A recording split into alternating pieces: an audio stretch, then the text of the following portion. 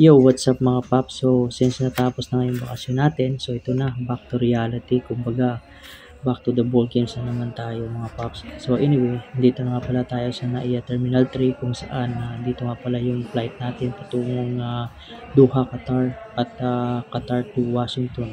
So connecting flight pala kami at sa Baltimore Port pala yung joining namin. So kung nakikita nyo, papasok na po kami sa aeroplano kung saan naghahanap na po kami ng seat number natin.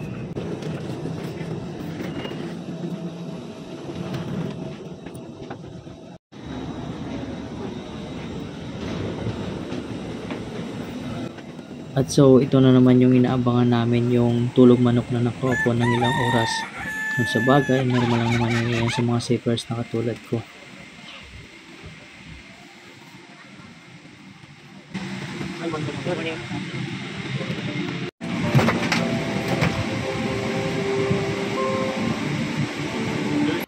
Nang dahil nga na dumating na kami sa Doha Qatar Airport, so nag-ikot-ikot muna kami at doon medyo nabighani kami sa nakita namin ginto at yun, napatingin muna kami at kunwari bibili, yung pala puro tanong lang.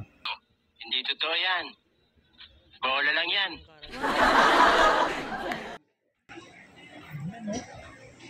Ano? Alam mo, sa pagbaba natin sa susunod, dito tayo. Oh, maganda pag makabili.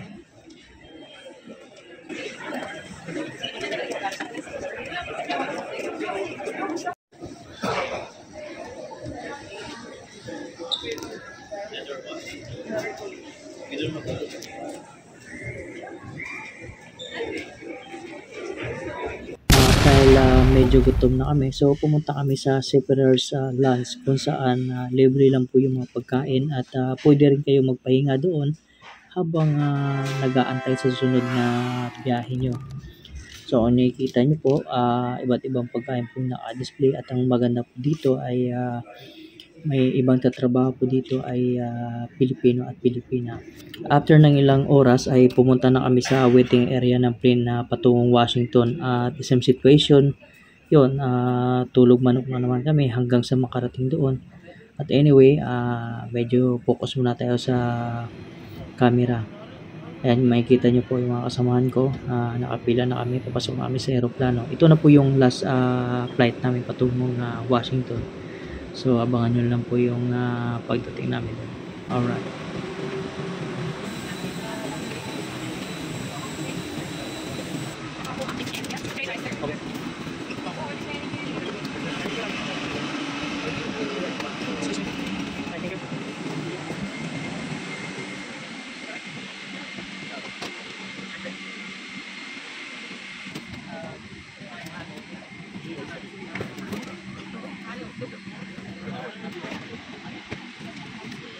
At yun, sa wakas nakapag-relax na. Kung nakikita nyo po yung mga mata namin namumula na sapagkat wala pa po kaming masyadong magandang tulog. So fast forward muna tayo mga paps. So nandito na nga pala tayo ngayon sa hotel kung saan mag-overnight muna kami.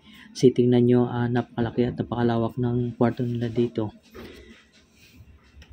At ito naman po yung labas ng hotel namin at yung nakita nyo, nakadisplay pa si McDonald.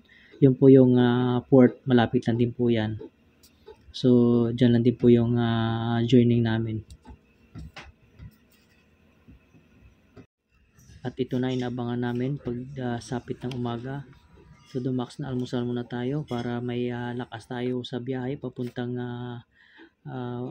port. Oo nga pala Paps, tama yung nakita nyo. Yan na nga yung barko namin. So, yan po yung magiging tahanan namin sa loob ng siyam na buwan. So, good luck na para sa amin. So, hanggang dito na lang muna sa ngayon yung adventure natin mga paps. So, update ko na lang po kayo sa susunod na pangyayari. At maraming salamat po sa panonood. See you. Bye-bye. Balik na dito, ano?